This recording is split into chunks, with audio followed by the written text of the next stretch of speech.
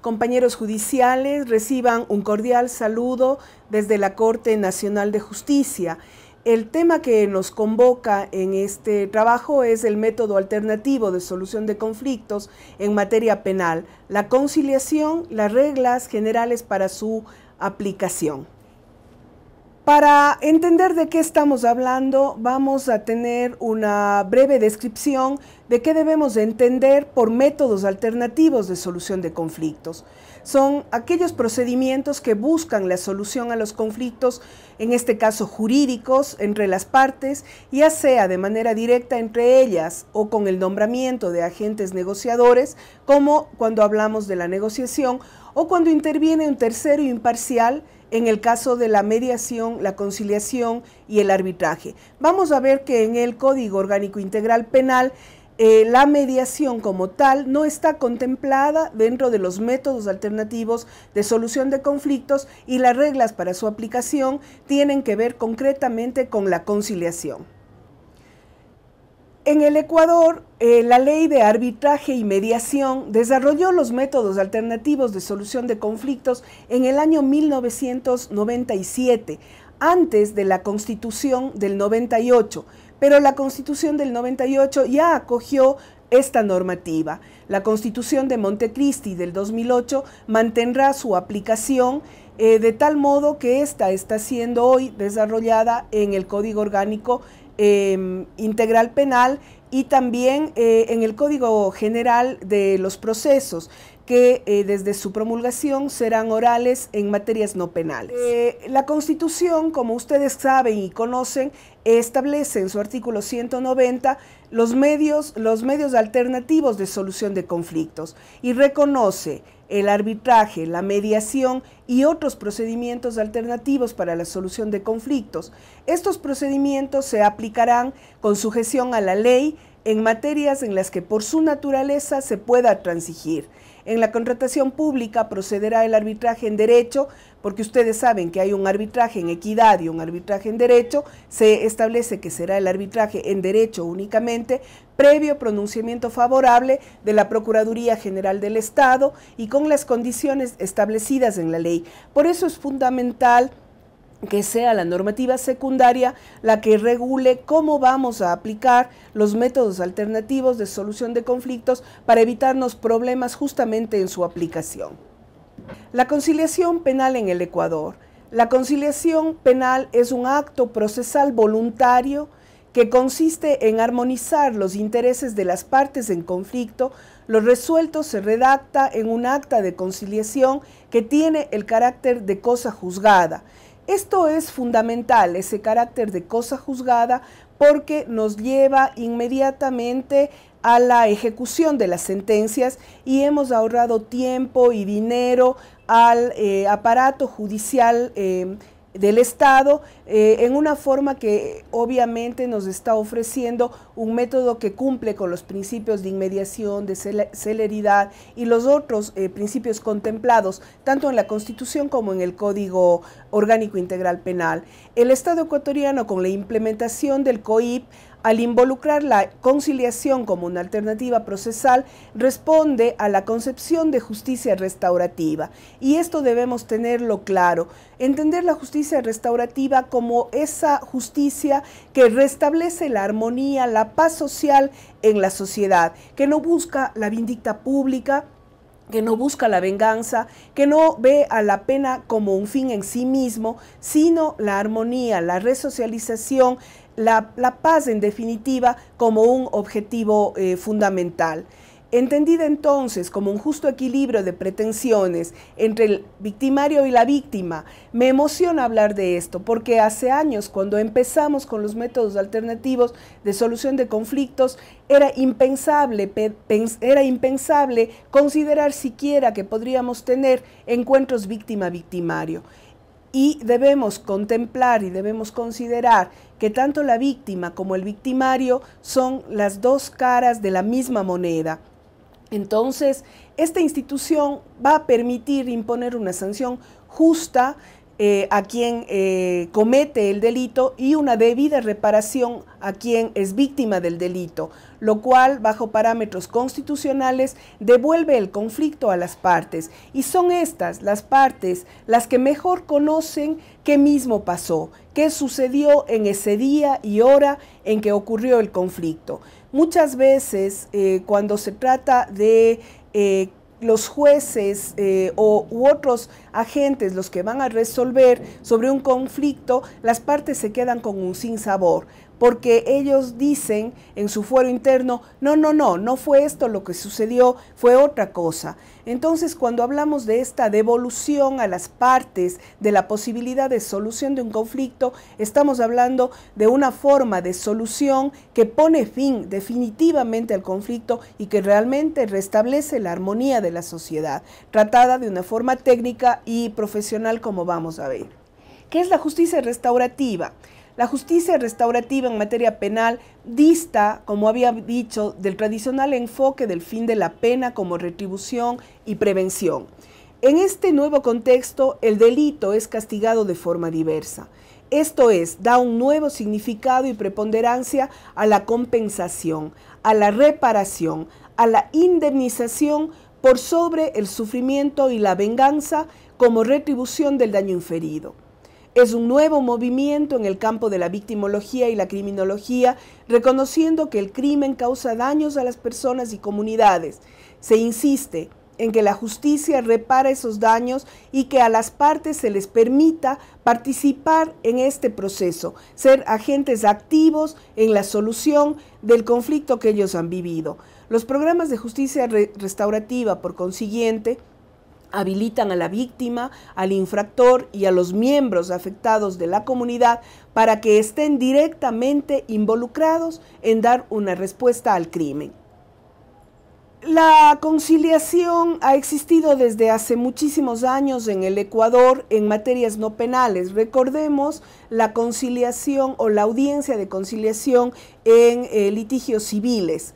Lamentablemente, este momento único dentro del proceso se convirtió en un mero trámite al cual las partes acudían únicamente para decir ante el juez en una oficina que no guardaba las condiciones mínimas técnicas para que se pueda establecer el diálogo, que no hay posibilidades de conciliación. Y con eso se daba por terminada la audiencia y continuaba el proceso.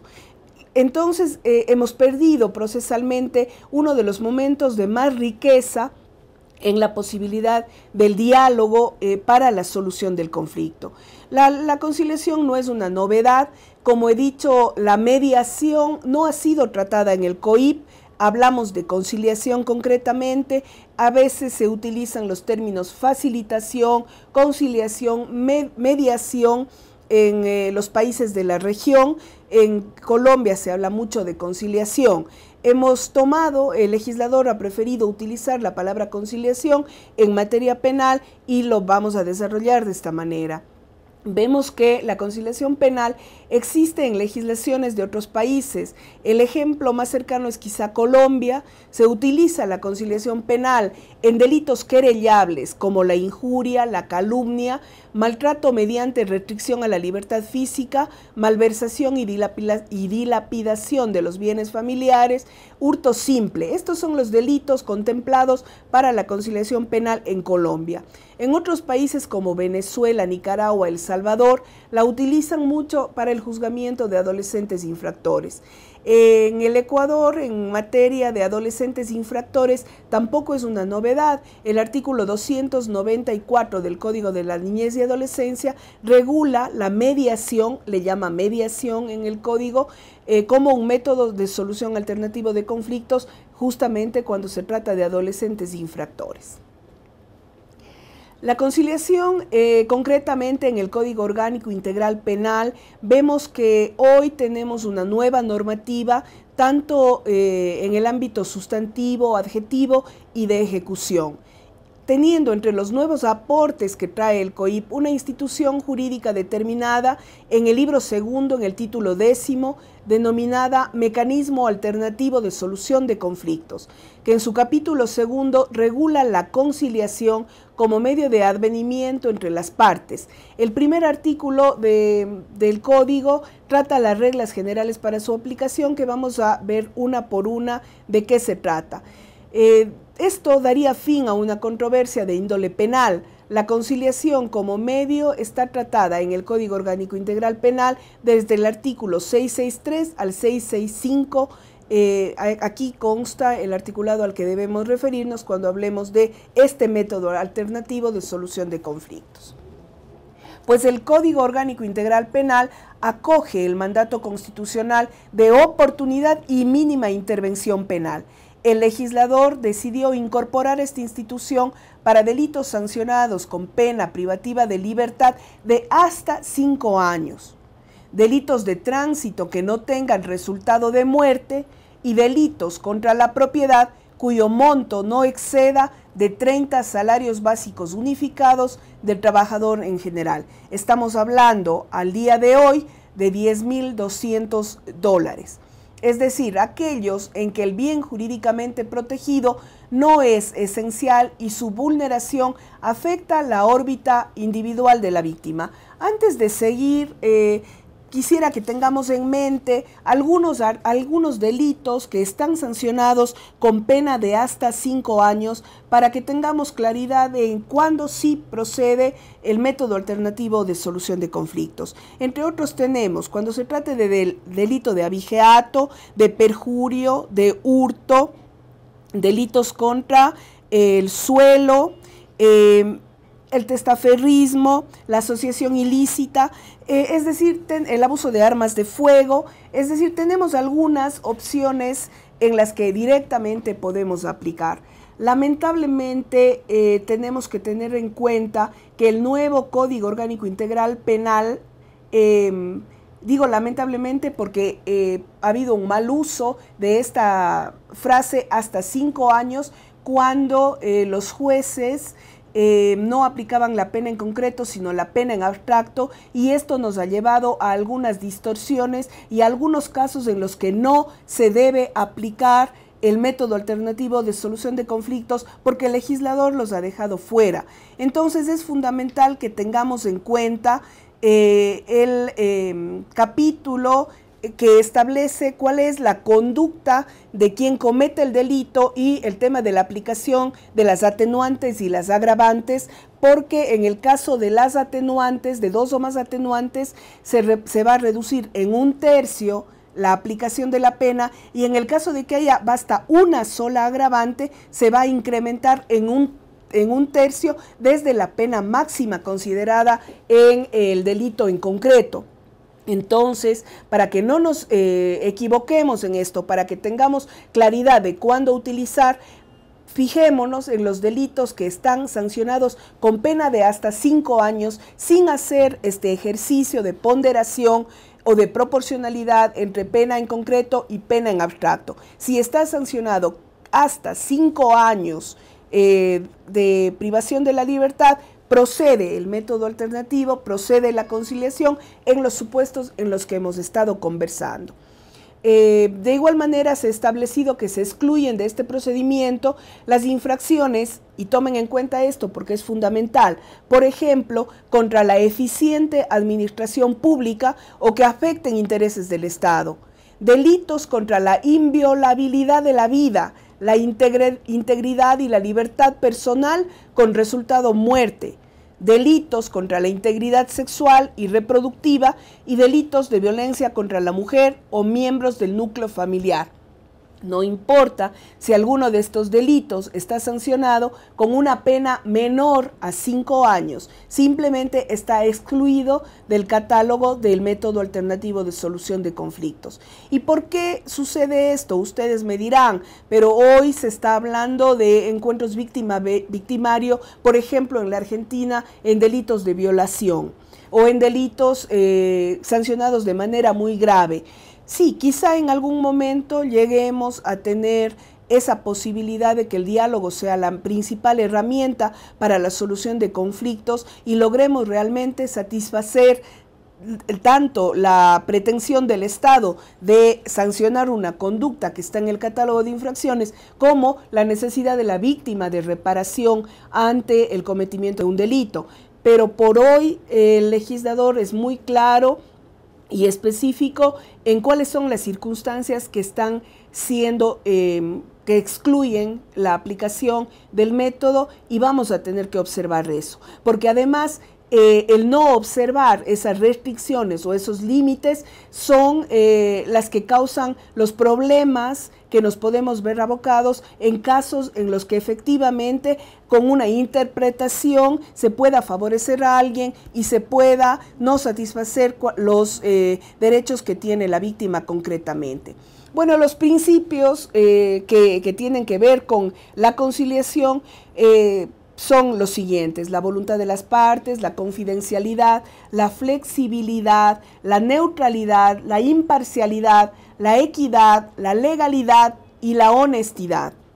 Yo diría que quizá el principal tiene que ver con la honestidad, con la transparencia, con la ética de quienes estén manejando estos casos y quienes tengan la posibilidad de llegar a acuerdos. Porque si eso no se da, fracasaríamos en el intento de utilizar esta herramienta. La voluntad de las partes tienen que saber claramente, precisamente, qué es lo que van a conciliar. No podemos o no basta con que simplemente preguntemos, ¿hay voluntad de conciliar? No, no es suficiente. Quien haga las veces de conciliador tendrá que asegurarse que las partes estén empoderadas y además que hayan comprendido lo suficientemente para que la voluntad de las partes, principio que guíe esta oportunidad. Las otras, pues obviamente la confidencialidad, ¿no? El que la gente tenga seguridad, el ciudadano, la ciudadana, seguridad jurídica de que su acuerdo no va a ser motivo de discusión en otro ámbito que no sea el de la conciliación. La neutralidad: quien haga las veces de conciliador no podrá tomar parte ni favorecer a ninguna de las dos. La imparcialidad igualmente. La equidad: tenemos siempre que equiparar a las partes para que hablemos en igualdad de condiciones. Para esto será necesario unos mínimos de infraestructura, como por ejemplo una mesa redonda, un espacio en el que las partes puedan hablar tranquilamente, sin presiones, sin ninguna injerencia externa. Y la legalidad, por supuesto, no podemos aplicar este método alternativo de solución de conflictos para legalizar, por ejemplo, el narcotráfico. Entre las reglas generales tenemos: la víctima y la persona investigada o procesada presentarán ante la o el fiscal la petición escrita de conciliación que contendrá los acuerdos.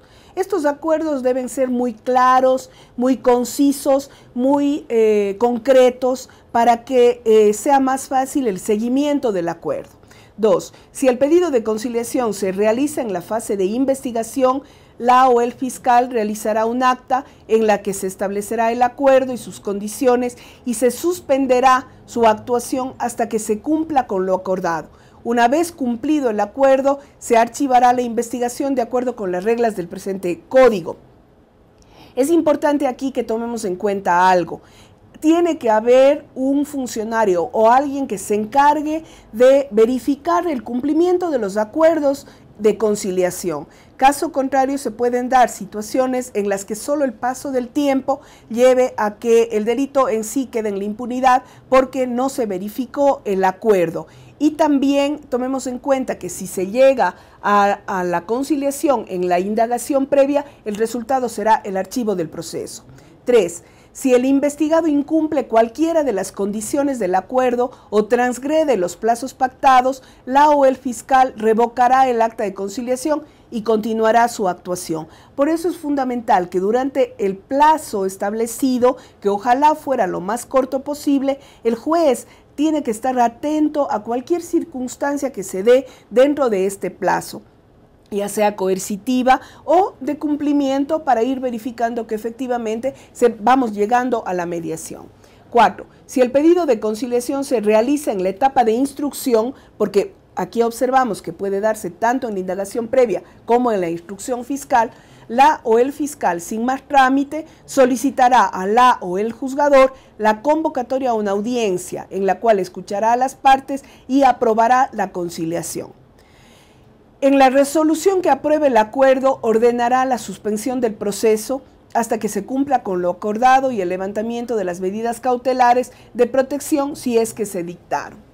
Cumplido el acuerdo, la o el juzgador declarará la extinción del ejercicio de la acción penal, siempre que hablamos de instrucción fiscal.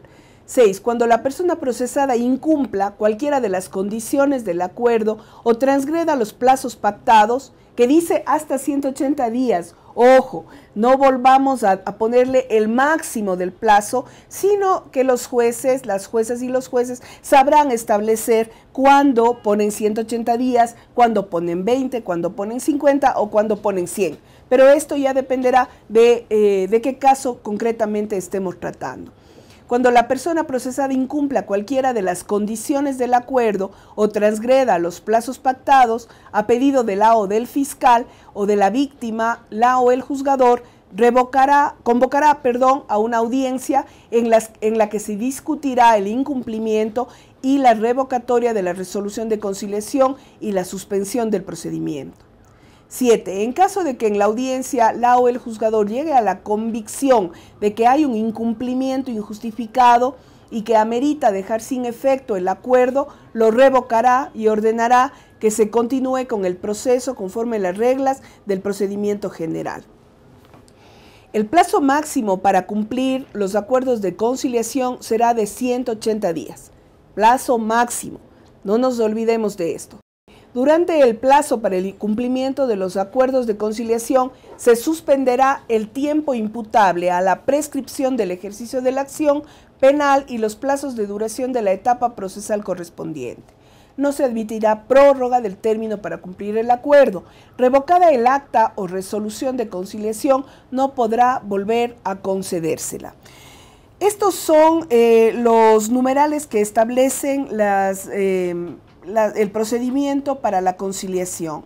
Sin embargo, dado que podría haber un uso errado de esta institución, sugerimos que hasta que el Consejo de la Judicatura no reglamente cómo vamos a proceder en este caso, tengamos mucha cautela en la implementación de este procedimiento, tanto los fiscales como los jueces, justamente para evitar que una institución tan positiva, de tanto beneficio para los ecuatorianos y ecuatorianas, sea tergiversada y no contemos con una con un uso verdadero de esta institución. Me parece que hemos topado casi todos los supuestos que pueden darse con esta figura. Creo que es algo que tendremos que estudiarlo, que tendremos que reflexionarlo, que tendremos que ir generando la jurisprudencia justamente para que podamos avanzar en construir una comunidad, una ciudadanía que vea en la paz la mejor forma de solución de conflictos. Porque si el hombre fracasa en conciliar, la justicia y la libertad fracasa en todo.